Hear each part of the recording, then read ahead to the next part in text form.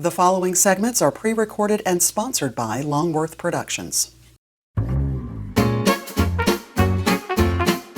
Men's Health on Triad Today.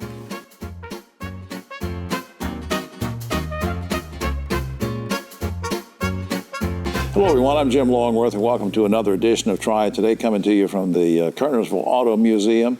What a great place. We'll tell you more about it later on, and I hope you'll visit. It's free to come out on the weekends. But anyway, they'll be here later on. We'll tell you more about them. And the roundtable will be here later on, too. Between now and then, some great guests, important information like talking about men's health and some other things. But first, what we want to start is talking about a special grief camp for kids with two very special guests who's been with us before. Crystal Harden is on my immediate right. She's Assistant Director of Family Services for Mountain Valley Hospice and Palliative Care. And our good buddy Christy Bird is here, Director of Patient Advocacy.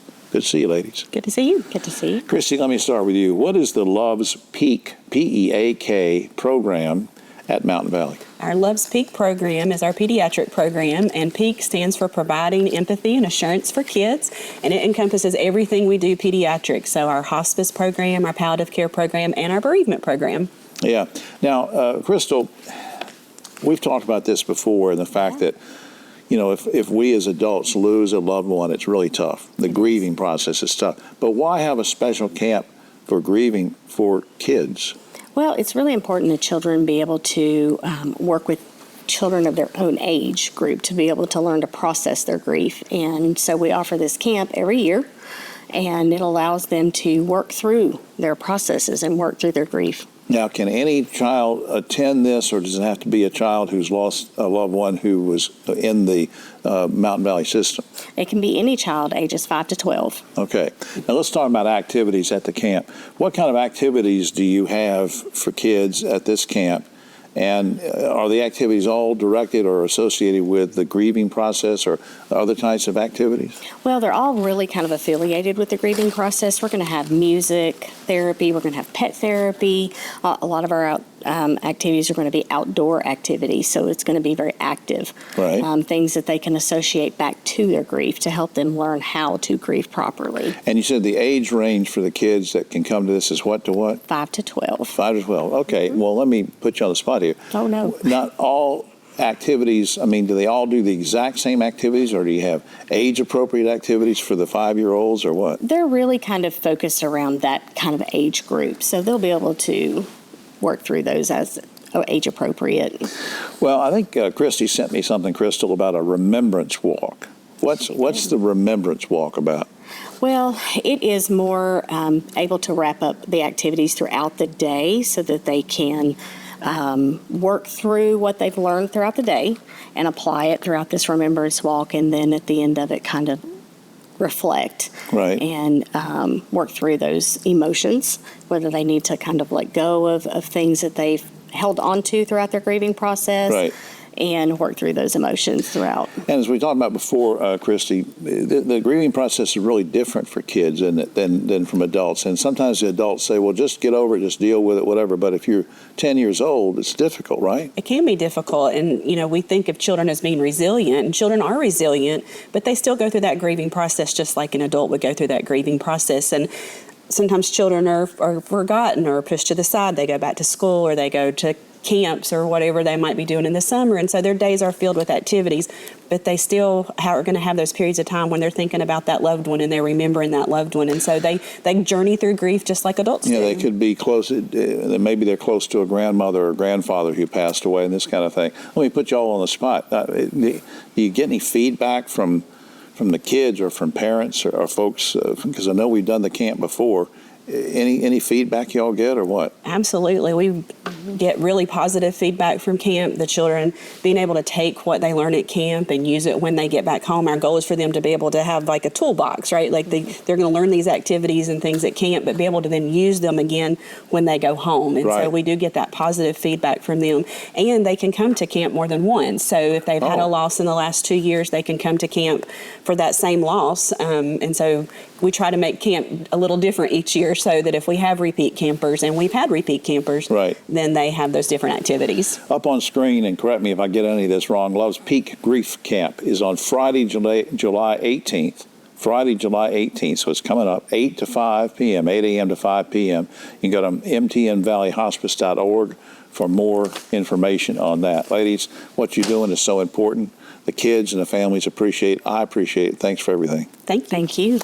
We'll be right back after this.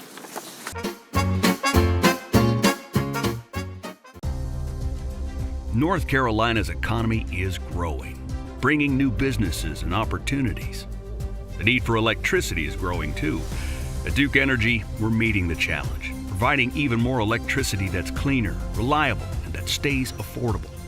We're getting out of coal and reinvesting in our communities with a diverse, balanced mix of energy sources and making targeted upgrades to the grid so that North Carolina can thrive in a smarter energy future. The world's brightest are Fulbrights, Goldwaters, McNairs, and Spartans. UNCG. Find your way here.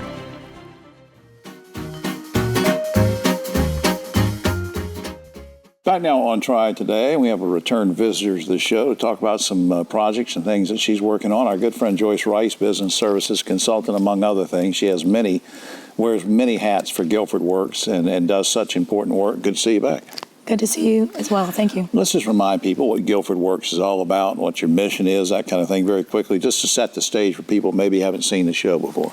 Absolutely. So Guilford Works is also known as the Guilford County Workforce Development Board. We are one of 20 workforce boards in the state, and our work is to connect career seekers, job seekers, those who are underserved, dislocated, veterans, or disabled, to connect them to available career opportunities. Now, I think you emailed me one day about there's some healthcare projects that Guilford Works is implementing. What's that all about? Right. So we have a number of great initiatives that we are excited about in the pipeline. We are growing our Gear Up adult specialized apprenticeship program with healthcare tracks in the pipeline in nursing, administration, certified medical assisting, as well as looking at some pre-apprenticeship opportunities in dental assisting. Yeah. We are also really excited to bring back some amazing initiatives that we started last year, which will be our 5th annual Healthcare Workforce Summit. We're looking forward to that in the fall. You may recall that conversation from last year. That's right. As well as a one-day career readiness boot camp for our youth and young adult populations, followed by our customized healthcare career pathways job fair. So there's a lot of work that needs to be done, and I'm very proud to lead these initiatives as a strategic partnerships and programs manager. What are some of the advantages to employers to partner up with Guilford Works on some of these things you're doing? What are the advantages to an employer? Absolutely. So Guilford Works is an amazing partnership organization for employers. There are a myriad of things that we support employers with, such as recruitment, training subsidies and opportunities, apprenticeships, connection to workforce data. If you're ever questioning whether or not your pay scales or your wages are in alignment with what is trending, we provide workforce and labor market data.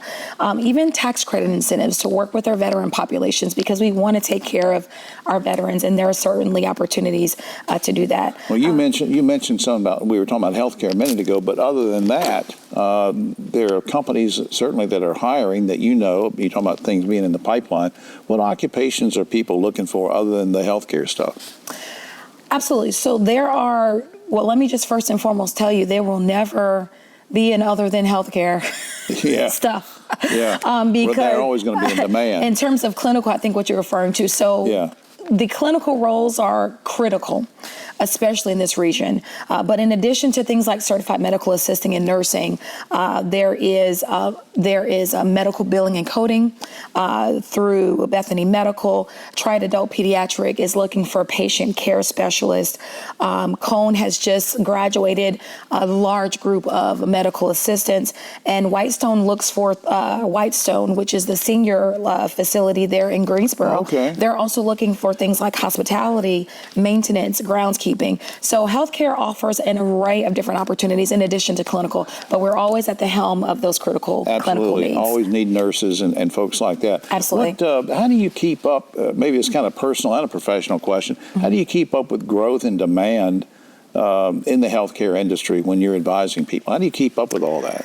Well, it's really two-part. So the wonderful thing about how our workforce board is positioned is we have access to labor market data. Okay, that's going to be through our labor market data, labor economic analysis division of the North Carolina Department of Commerce. So they provide us with all of the analysis and all of the resources to see what is trending locally and also compare that to what's going on nationally. Plus, you know a lot of these folks that are hiring, you have relationships with them, whatever, and that helps to keep up on it, and I think that's great what you do. And that is a great point. I just wanted to add to that, our engagement, our employee engagement is extremely important. So staying in front of them, getting that real-time feedback and finding out what their needs are and what they believe those proceeds will need be in the future. Get them in front of each other. That's yes, great. Sir. And that we can do a whole other thing on apprentices when you come back sometime. Sure. That ties into that. Up on screen, guilfordworks.org. Guilfordworks.org is the general website. Joyce, thanks for everything you're doing to help people. Appreciate it. Yes, it's been a pleasure. All right. We'll be right back after this.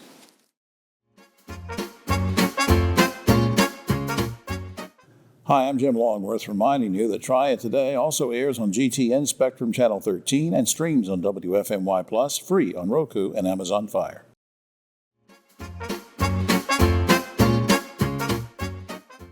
Back now on Triad Today, and I'm so glad to meet with this gentleman for a whole lot of reasons. Just because he has great information for all of us, but also I'm a man over 40, just barely.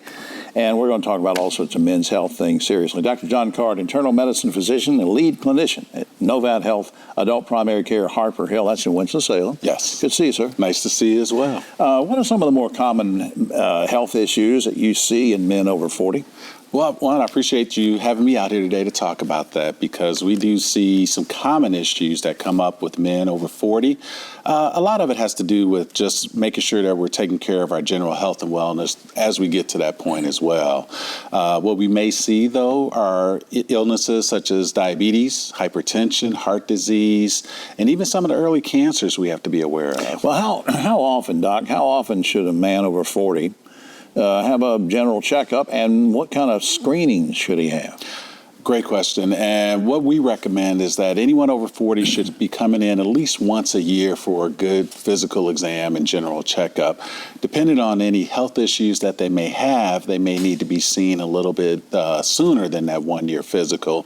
But at least if you're doing pretty well, once a year. And what we need to check out for are things like their blood sugars, their kidney functions, their cholesterol levels, depending on their age within that 40 plus, we might be doing a blood test called a PSA, which is the prostate-specific antigen test for prostate screening. We may also be doing other testing or recommendations such as colonoscopies and things of that nature as well. Yeah, because a lot of times they'll say you can wait till 50 for a colonoscopy, but I guess that would depend on what, family history and stuff like that? Yeah, right now the new recommendation has actually been moved down to age 45. Really? Yes. Okay. Yes. So we find that we're catching a little too many at age 50 now, so we want to try to see if we can get it earlier before it does become a problem later. Where does diet and exercise come into play in terms of some of these conditions that you're seeing? Diet and exercise is highly important, something that we encourage on a regular basis. One of the things that I would encourage us to try to do is stick to a real vegetable, fiber, lean protein type of diet. Some may think of it as what we call the Mediterranean type dietary plan. Right. And when it comes to exercise, just getting some good activity, something that you enjoy though as well, and try to get at least 30 minutes 5 days a week if we can in it. And that can be broken up. It doesn't have to be a solid 30 minutes at one time. What about hormonal health? You hear a lot on TV about testosterone levels. And, of course, you'll have these athletes saying, hey, you need to take this pill or this thing or whatever, and your wife will love it and all this stuff. What's the real skinny on this thing? I mean, about when should we be concerned about testosterone level? So that's a great question, and one that affects men as we get older as well, too, is that some of us, not all of us, will have an issue where our testosterone levels may start to decline over time. What we look for, though, are a few things. One is, are you having unexplained fatigue that's going on? Are you having issues with your libido that may be going on? Are there other issues such as bone loss that we're seeing early and things of that nature? So this can be a serious thing. It can be, but it's also one that sometimes we just have to do other things, and that's like working on our diet, exercising, and getting our rest. That can also help with testosterone management. Before time runs out, let me ask about mental health issues. and I mean that in a general sense. Men, as we get older, we say, well, okay, I'll go to the doctor for a physical, but they may not talk to you. They may not say what's really on their mind or if something's bothering them. Can a physician on a checkup sort of help with that and listen? Yes, and highly encouraged. I mean, that's the part of getting in to know who your provider is. So help to build that trust so that you can feel comfortable having those conversations that may be uncomfortable. Say, Doc, I'm feeling depressed, and then you sort of get into it with them, and so men need to talk about that. Need to, for sure. All right, we have a few seconds left. Who or what got you into healthcare? Really just wanting to help. It really was that. It was as simple as I wanted to be able to provide a care for people that I just wasn't seeing for myself. And in doing so, I hope that I'm able to provide that type of care for our community. Well, and you do it so well. Up on screen, Novant Health Adult Primary Care, Harper Hill in Winston-Salem. You can call 718-4510 if you like to make an appointment. The general website is novanthealth.org. Dr. John Card. Thank you, sir. Thank you so much. I appreciate you. We'll be right back after this.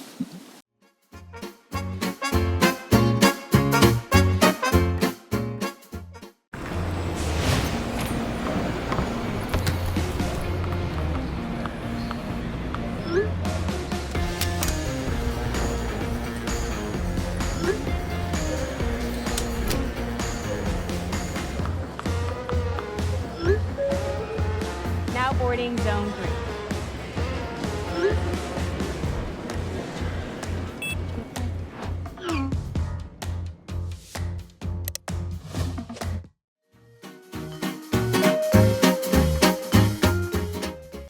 Back now on Triad Today. Always glad we can spend a few minutes with the good folks at Shift Ed because they do so much for the community, and especially when we talk about kids in school, public schools, helping them along the way. And, of course, our special guest has been with us many times before, Brandy Kennedy. She's Chief Scholar Success Officer for Shift Ed. Good to see you again, dear. Good to see you again, Jim. Let's remind folks of what the mission of Shift Ed is and who you all serve, just quickly. Yeah, our mission at Shift Ed is to boldly accelerate student potential, and we serve Guilford County and surrounding counties in the Triad area to ensure that they are equipped with the resources that they need to navigate their journey, whatever that looks like. Now, we talked about this before, but for people maybe haven't seen the show, let's remind people what the SEO Scholars program is all about. SEO Scholars, what is that? Yeah, so the Shift Ed SEO Scholars program is a program that Shift Ed facilitates through the SEO USA organization. That organization started about 60 years ago in New York with a similar mission to Shift Ed to ensure that students from all backgrounds have access to opportunity. And so we have had the opportunity to be the first hybrid site here in North Carolina as they continue to expand their reach around the country. That's pretty cool. Now, the program, your program, is pretty well known for trying to match up students with community mentors whenever possible. How does that work, and why is it important? Yeah, so the SEO Scholars Program is a free academic supplemental program where our scholars are not only engaging in learning in topics of math and ELA and identity and empowerment, but they are also building upon their soft skill development and career development. And one of the ways we do that is through matching them with the mentor. And so these community mentors are critical because they allow them to not only see themselves in the future, but it also allows them to explore careers, learn more about the colleges and institutions that their mentor went to, and also maybe even their college or just life experiences that might be useful for our scholars. Well, we didn't rehearse this or anything, but let's talk about this mentor thing. Suppose I became a mentor. Now, what would I be expected to do, or what could I do if I'm mentoring a student under this program? Do I just share stories or experiences, or what goes on? Yeah, so there's a little bit of both. So we do have some structure to the program. In the event that you want to serve as an SEO scholar, as I mentioned, the program is hybrid. So throughout the course of the fall and spring semester, you will continue to connect with the scholars in a structured environment virtually. And during that time, we provide a curriculum that again explores career exploration, professional development, resume creation. And so our team ensures that you have that structure, and you also have time to talk about those personal experiences with our scholars when we meet in person 3 times a year. Can anybody be a mentor, or are there certain qualifications you have to meet, or a certain age thing, or what? Yeah, so we are looking for community mentors in a variety of different career fields. We just ask that the word seasoned professional could be interpreted a variety of ways, but we hope that you have 5 years of experience within your field so that you can talk about your journey throughout your career. But we are also looking for people who have obtained a bachelor's degree. I got you. So that's important. Now, what do you, I know it's going to sound like a stupid question, do you need mentors now, or are you full up? No, we need mentors. I'm waiting on your application, Jim. So we are currently... I don't have any life experience yet. You have years of experience. But particularly, yes, we are actively recruiting mentors right now to begin serving our scholars in the fall semester. And so if you want to learn more about that, you can go to shifted.org/SEO Scholars, and you'll learn more about not only the SEO Scholars program, but also see some links to do our quick application. I'm going to write this down because up on screen is shifted.org. We got that anyway, but TJ, I'm just going to make a note here that you can say /SEO Scholars. Yes. SEO Scholars. And if you get mixed up like me, I get mixed up all the time, and go to shifted.org, that's fine. You can go through the portal and find it. But if you do a / you can get it quicker. Yeah. If you do access the website just at shifted.org, if you use the tabs on the right-hand side, you can go down to post-secondary resources, and you'll see a tab that is specific to our SEO Scholars program amongst the many things that we do. Well, Brandy, I just appreciate all you do for the kids, and we're going to have your president and CEO, Wendy Poteet, coming up next on the roundtable. So thanks for being here. Thank you, Jim. All right. We'll be right back.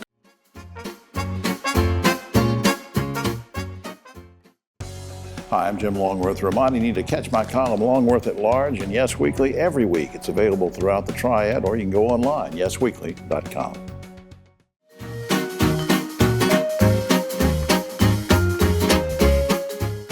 Back now on Triad Today, almost time for the roundtable, but a quick shout out to the good folks here at the Kernersville Auto Museum. It's free to come out here on weekends. You will love it.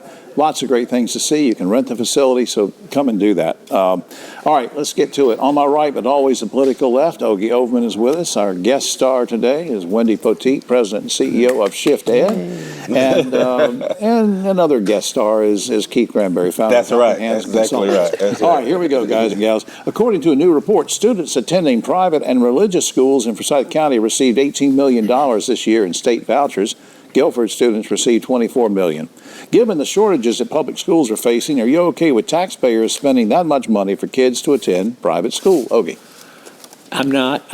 Private school means private pay, which means out of your pocket. And they're religious schools, too. And that's taking money out of public school system, which is sorely needed. All right, Wendy, this is in your wheelhouse because you do so much for kids with public schools and scholarships and everything. What do you think? I mean, no, every day, like my whole job is to advocate for public schools and support the private schools, the public school system.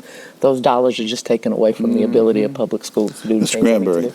We need more people like Wendy. I mean, public schools are suffering, and with the way that things are going now, taking money away from schools, especially in urban areas, it's really causing our students to suffer. So we need more money than less money in public schools. All right, earlier this month, Wake Forest baseball coach Tom Walter yelled a homophobic slur at an opposing player.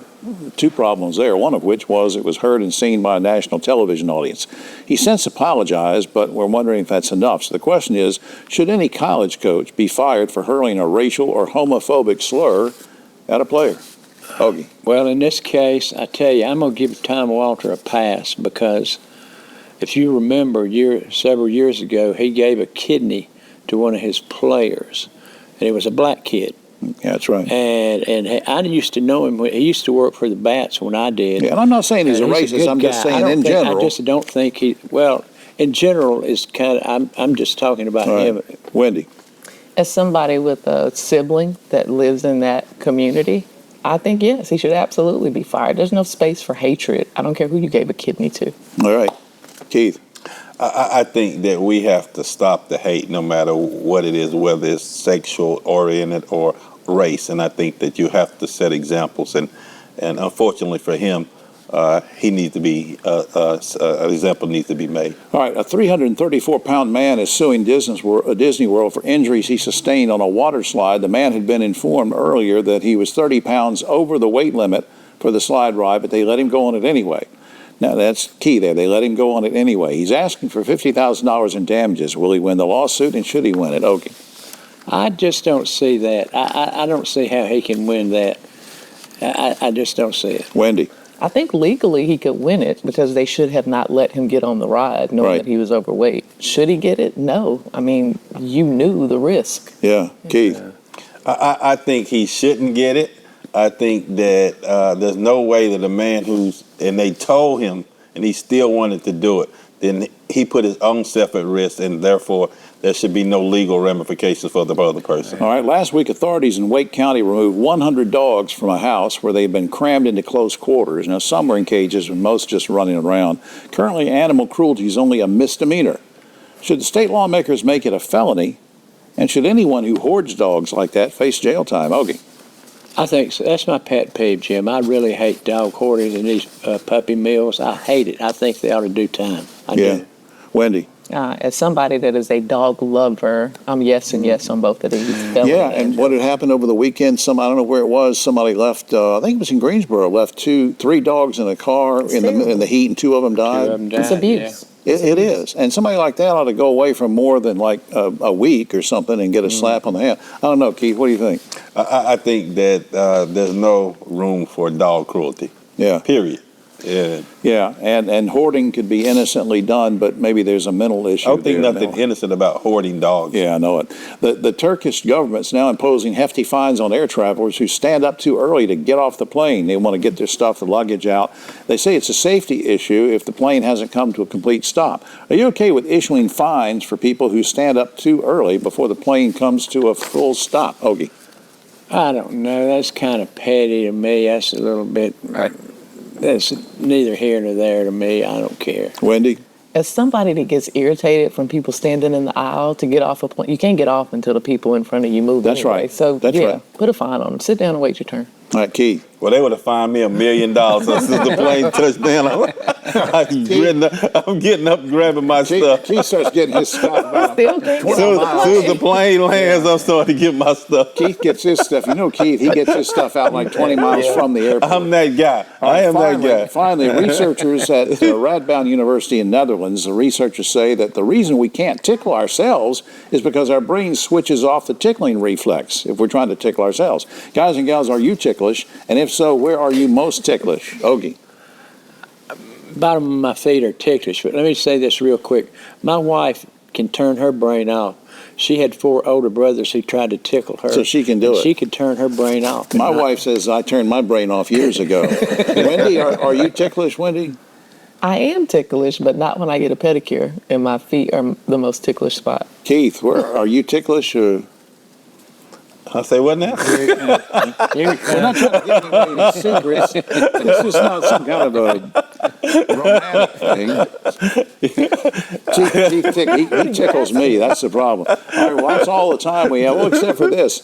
Last week, Hooters announced they were closing 30 restaurants and filing for bankruptcy. I'm sorry, we just went bust, said one of the Hooters officials. That was terrible. Yeah, I know. For all of us here, try to. I'm Jim Longworth. We'll see you next week.